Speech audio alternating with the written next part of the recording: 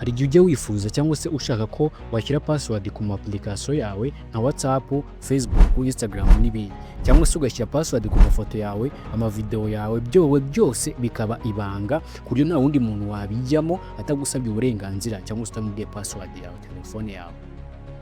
Reba iyi video ndaza kukwigisha uburyo washyira password kuri buri kimwe cyose utunze muri telefone yawe n'ama-application n'izindi serivisi izo arizo zose.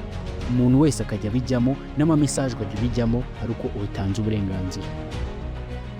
Gusa ibi byose ni ku buntu, ariko bikora neza iyo ubyumvise neza. Ubwo biragusaba kureba ino video kugeza igeze ku musozo. Iyi ngiyi ni YouTube channel yanjye Prophet 250, akayibategurira ibiganiro byose by'ikoranabuhanga.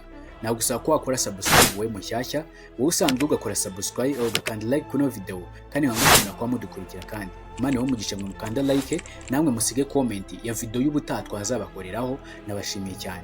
Gusa wibuke kureba muri comment harimo rero harimo akalinki ka group ya WhatsApp gasa ubururu, uragakanda kugira ngo ujye muri group ya WhatsApp ukinjiremo ujye ubona ikiganiro mu bambere. Ubwo ukanda kunzogera kugira ngo tubiziye kugezaho video mu bambere. Ndagushimiye cyane. Ese uriteguye? Are you ready? Let's go. Reka dutangire muri kubikorwa step by step. God bless. Okay, mureke dutangire none nkwereke uburyo tugiye kwa twabigenza. Ubwo mbere na mbere turaza dufungure Play Store. Ntugire ikibazo gukoresha, abantu bakoresha Airtel Imagine mwese birakunda, ntimugire ikibazo. Umuntu wese ukoresha Airtel Imagine birakunda ko ubundi ibingibi byaga kure kuri Airtel Imagine. Airtel Imagine ubundi niho byajyaga bigorana, ariko nibwo nabashe kubabanira igisubizo y'uyu muze yamubigenza. Uraza none usacingemo muri telefone yawe, usacingamo rino jambo. Uraza gusacingamo ijambo ngo DNA. Nibyo uraza gusacinga DNA launcher. Ukande launcher gutyo kurira muri screen yawe. So randika ni DNA launcher, sibyo? Cyangwa se donor launcher ariko wandika nongeza usacinga. Numara gukora search utegereze nkwereke.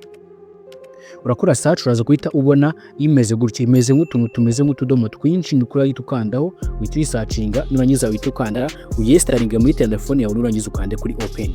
Ukande open. Muna gukanda open uraba umaze kuinstalinga muri telefone yawe, baraza kugeza ahantu hameze gutya ngaha. Wowe kino yitukora uhita wikandira kuri kano kantu k'agaterebye cyangwa se kazi, ugakandeho. No gukandaho irahita imera nka launcher, ariko ntago launcher uko n'ubundi uragumana n'ubundi launcher rusanganywemo. Yego ni kuri gwaza ko wabigenza. Numara ko wabikora gutya, ubwo tugiye kwita dukurikizaho step yanyu. Gusa hagati aho ngo mbiseguyeho gato, abantu badakoresha Airtel Imagine, ubwo ndi telefone yose itari Airtel Imagine, mwebwe muraza gukoresha indi application yindi, namwe mwakoresha n'indi, byose nta kibazo ni kimwe. Ariko mwebwe mufite abantu badakoresha Airtel Imagine ho hari utundi twa application twiza cyane turenze utungute. Kanze no kurebere gatoya. Uraza we muri Play Store wandikemo gutya. Ku muntu udakoresha Airtel Imagine, sibyo? Udakoresha Airtel Imagine, sibyo? Udakoresha Airtel Imagine kanze gatoya. Uraza kuza usacingemo app locker. Uraza gusacingamo app locker. Urasacingamo app locker, urisacinga.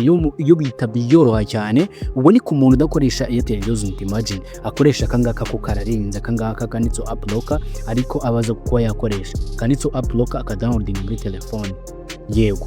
Okay, ubwo nizeye ko bibaye clear. Ubwo twagarutse kuri babandi, noneho hari ibyo ubikuramo ukabona byongeye bigaruka kwa kundi. Ariko ubwo impamvu abariye, ubwo ugiye kwituza muri setting. Ubwo no kuma twagarutse kuri Airtel Imagine cyangwa se bisanzwe, naho nushaka gukoresha ubwo twakoresheje. Umanuke gutya uze muri setting ya telefone yawe mbere na mbere. Nurangiza uraza kwita umanuka gutya uze ahantu handitse ngo apps, na gatatu wandike apps. Wakande no kuza kuri app site ubona ya launcher nitse ngo DNA cyangwa se yego DNA launcher, ubakande uyikande. Umura kuyikanda uri tumanuka hasi hahera bituzana handitse ngo home app, bikwareba kwandi kuri home app. Uyite umanuka urahita uyibona gutya, tukanda kuri DNA launcher uyikande uyiselecting.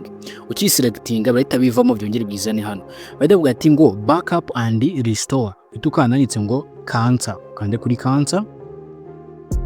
Okay, ubona ko bise bizamo gutya. None uraza guscrolling sliding ku ruhande, kumwe sliding kugeza ubona kanditse ngo DNA settings, ugakande DNA settings.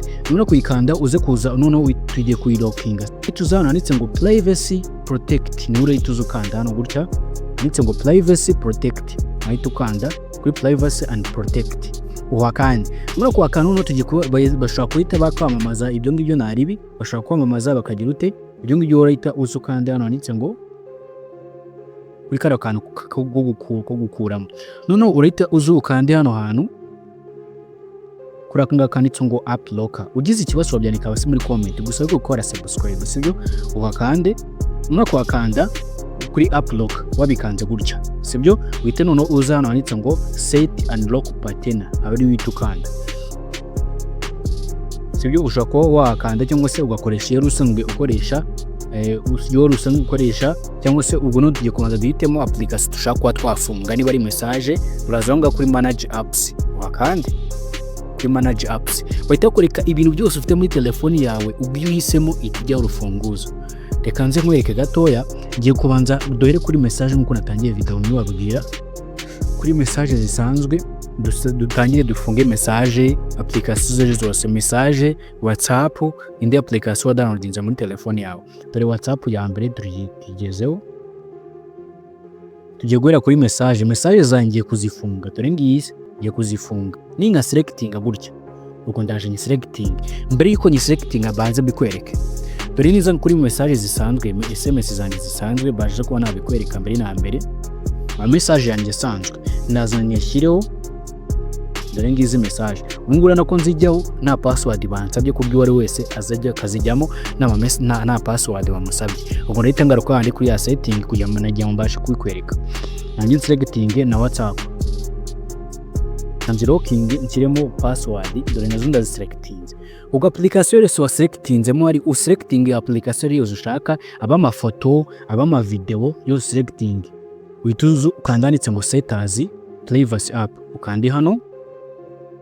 Numara kuwakanda ukande kuri setters privacy, utavuga ati ngo need protected business, urabona ko bese byakunda. Ubu ngubu byamaze kuba byajyamo, ubu ngubu waselectinze. Yego uhita usubira inyuma rimwe. Ubwo icyo gihe ninze ngagaruka muri application se nje kureba uko zafungitse, ndasanga password as you see password iriho. Ubwo ninshyiramo password itariyo ntabwo bikunda. Dore wapi ntibikunda. Ninshyiramo iya nyayo, dore yanjye ni N rwose, bahita bikunda. Tugira bahita bikunda nimara kuba nashyiramo password yanjye cyangwa se cyo bita pattern lock. Ariko mbere na mbere urabanza ugarukemo hano gutya, uzano bantu setting unlock gutya, banzi setting mo hano, urabanza ugaruke muri application ugaruke gutya, tonde du confirming. Nje ndaza nshyiremo iyo nari nsanga nkoresha, mungire nanone nyishyiremo, none ko nari settingzemo already. Ningaruka muri message bisanzwe nashyiramo password, ngo bavuga ati ngo verifying, ndashyiramo byange, kirimo byange kuko ndi gushyiramo itariyo, biranga. Nindagiza mite nshyiramo password ya nyayo ni nkuko nayisizemo nyishushanya nyemeze, already zirafungutse. Ninza no kuri WhatsApp nayo, WhatsApp iri he? Ninza no kuri WhatsApp kandebe WhatsApp, ninza no kuri WhatsApp ndaza nyishyiramo WhatsApp iri. None nyikando bahita banyereka yuko harimo password. Dore WhatsApp nyikando bahita bambwira ati password nayizi. Ubwo umuntu atayizi ntabwo byakunda, ariko kwako nyizi leta yikunda WhatsApp ifunguke. Nubwo buryo rero nagushime cyane. Ugize ikibazo wabyandika hasi muri comment. Gato yagusamba gato mbere yuko ngenda, bino ushobora kuba wabirambirwa cyangwa se ukabona ntabwo bikunze, ukabona ntabwo bishaka, kugira ngo bivanemo rero ni gute cyangwa ushaka guhisiba nk'ino application, wagaruka kwa kundi muri setting kwa kundi twabigenje, yamaze kuba nabikwereka. Ugaruke muri setting zawe za telefoni, ugaruke kuri setting za telefone, ugaruke kwa kundi twabigenjeje kuri apps. Ugaruke kuri apps mu gihe ushaka kugisiba nyine cyangwa ushaka kubikuramo burundu, ukagaruka hano gutya, ukaza hano nitse ngo kundi ugakanda kuri DN launcher ukayikandaho, cyangwa se ukakanda kuri C all wajyamo ukabona ama application yose n'umwe, ukaza ugakanda kuri DN launcher. Gusa ugize ikibazo muri comment cyangwa se muri video description harimo none za WhatsApp wampamagaraho akagufasha ikibazo cyo iki cyose. Hanyuma ukahita uzanditse ngo home apps. Kuri home apps harigemo mufite ama launcher yahindura telefone yayo nka iPhone, nka Samsung cyangwa se izindi, cyangwa se utayifite ubwo uhita usangamo akantu kanditse ngo quick step. Wakana kuri quick step bigahita bivamo, kugira ngo urabibona yuko bita bivamo, cyangwa se ugahita bigarukamo bigahita bivamo. Ariko washaka kubigaruramo ukagarura kwa kundi handitse ngo app kuri DN launcher, ukayigarura mukongera kwakanda. nuko nguko rero bikora intambwe ku yindi. Jobless ko rero kino kiganiro ugisharinga ku nshuti zawe, ukore subscribe, nagushime, mwana kumugisha.